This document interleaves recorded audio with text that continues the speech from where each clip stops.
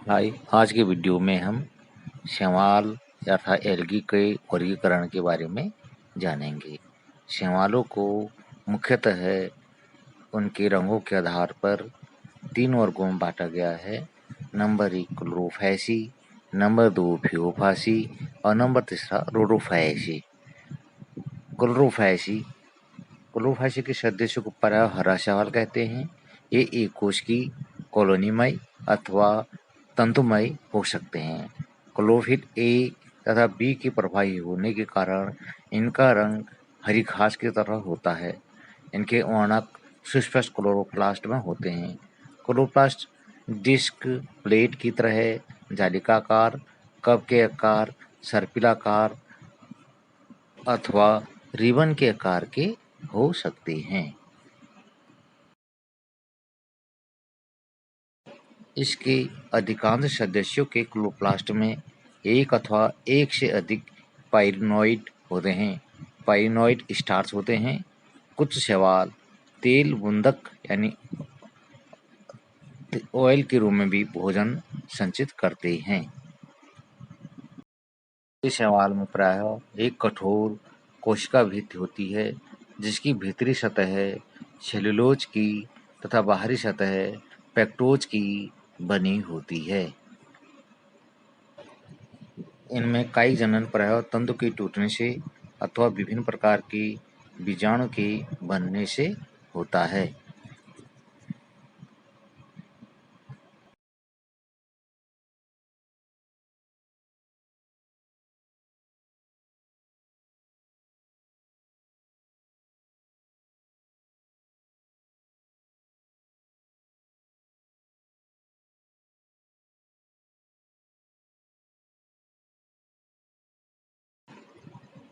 कायिक जनन विखंडन द्वारा होता है।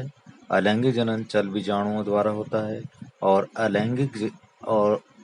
लैंगिक जनन युग्मकों के संलयन द्वारा होता है। सेक्सुअल रिप्रोडक्शन जो है युग्मकों के संलयन द्वारा होता है। दिखाए गए चित्र में एक ग्रीन एल्गी का सेक्सुअल रिप्रोडक्शन में किस प्रकार से युग्म बनते हैं, फिर उनमें संयुग्मन होता है, ज़ाइगोस्पोर बनते हैं, फिर उनमें मियोसिस के बाद सिंगल जूस्पोर बनते हैं जो अंकुरित होकर न्यू कॉलोनी को बनाते हैं। जबकि एसेक्सुअल रिप्रोडक्शन में सीधा एक जूस्पोर बनता है और वह जूस्पोर अंकुरित होकर नए कॉलोनी को जन्म देता है। शैवालों का दूसरा वर्ग है फियोफैसी या भूरे शैवाल। इन्हें भूरे शैवाल भी कहते हैं। ये मुख्यतः समुद्री आवास में पाए जाते हैं। इनका शरीर सरल, शाखित, तंतुमय और थैलस के रूप में होता है। थैलस में होता है जिनमें जड़, तना, पत्ती न हो। इनमें क्लोरोफिल ए और सी के रेटिनॉइड, फ्यूकोजेंथिन और ज़ैंथोफिल होते हैं। ज़ैंथोफिल के वर्णक के कारण ही इनका रंग भूरा होता है। इनकी कोशिका भित्ति सेलुलोज की बनी होती है, जिसका जिलेटिन स्तर एल्जिन का बना होता है। इनमें एक तंतु तथा पत्ते के समान प्रकाश संश्लेषी परपण पाए जाते हैं, यानी पत्ते के समान संरचनाएं पाई जाती हैं, लेकिन पत्तियां नहीं होती। ये स्वपोषी होते हैं। कार्बोहाइड्रेट को ये स्वपोषी होते हैं। कार्बोहाइड्रेट को मेथिल या लेमिनेरियन के रूप में संचित करते हैं। इनमें जनन कायिक जनन विखंडन द्वारा, अलैंगिक जनन चल बीजाणु द्वारा और तथा लैंगिक जनन युग्मक के संलयन द्वारा होता है। इसके उदाहरण एक्टोकार्पस, डिप्टियोटा, लेमिनेरिया, सर्गासम, फ्यूकस आदि हैं।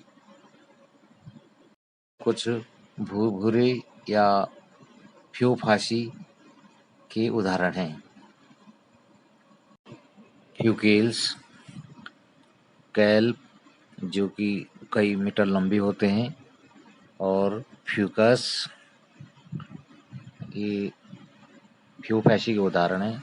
एक्टोकार्पस, इसमें एक्टोकार्पस की लाइफ साइकिल दे रखी है, किस प्रकार से जिसमें लैंगिक जनन के लिए अंग बनते हैं। लेमिनेरिया का जीवन चक्र और फ्यूकस का जीवन चक्र, ये सभी जो एल्गी हैं ये भूरे शैवाल हैं, यानी फ्यूफासी समूह के हैं।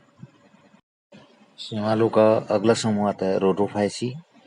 इनके समान लक्षण हैं। इन्हें लाल शैवाल भी कहते हैं क्योंकि लाल रंग और फायरक्रोतीन इनमें पाया जाता है, जिसके कारण इनका रंग लाल होता है। इस समुद्र की गर्म और अंधेरी कम प्रकाश वाले स्थानों पर भी पाए जाते हैं। शरीर थैलस और बहुकोशिकी होता है। कोशिका भित्ति पॉलीसेकेराइड की बनी होती है। ये स्वकोषीय होते हैं तथा भोजन का संचय प्रोटीन स्टार्च के रूप में करते हैं।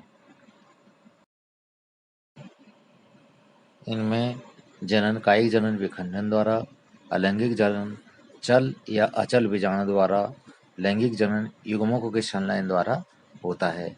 इनमें एक युग्मक चल और एक युग्मक अचल होता है। जैसे उदाहरण है पॉलीसाइपोनिया, पोरफायरा, जिलेडियम आदि।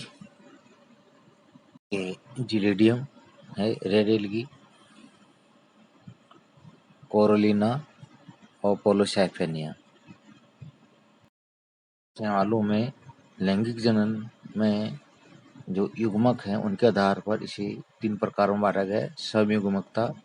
संयुग्मक में दोनों प्रकार के युग्मकों की रचना तथा आकार समान होता है। इनके द्वारा होने वाले जनन को समयुग्मकी जनन की संज्ञा देते हैं, यानी इनको समयुग्मी कहा जाता है क्योंकि दोनों युग्मक बिल्कुल एक जैसे होते हैं। असमयुग्मकता एनैसोगैमस। दो संयोजित युग्मक देखने में एक ढंग के होते हैं तथा कशाभिका द्वारा भ्रमणशील होते हैं, परंतु एक छोटा तथा दूसरा बड़ा होता है। छोटे युग्मक को लघु युग्मक तथा बड़े युग्मक को गुरु युग्मक कहते हैं। ये युग्मक विषम होते हैं तथा ऐसे जनन को असम युग्मकी जनन एनैसोगैमस जनन कहते हैं। तीसरा प्रकार का है विषम युग्मता ओगैमस। दोनों प्रकार के युग्म भिन्न प्रकार के होते हैं। एक छोटा और भ्रमणशील तथा दूसरा बड़ा और स्थिर होता है। प्रथम कोटि को मेल गैमेट तथा दूसरे को स्त्री गैमेट या फीमेल गैमेट का या अंडा कहा जाता है। इस प्रकार के जनन को विषम युग्मकता जनन कहते हैं। इस प्रकार का जनन बहुत बड़े शैवालों में होता है, जैसे रेड एल्गी में, और इसे विषम युग्मकता या ओगैमी कहते हैं। यह एक रेड एल्गी में विषम युग्मक जनन दिखाया गया है कि किस प्रकार से यह अलग होता है और जो स्पर्म या नर युग्मक होते हैं वो किस प्रकार से अलग प्रकार के होते हैं। इसमें यह स्पष्ट रूप से दिखाया गया है।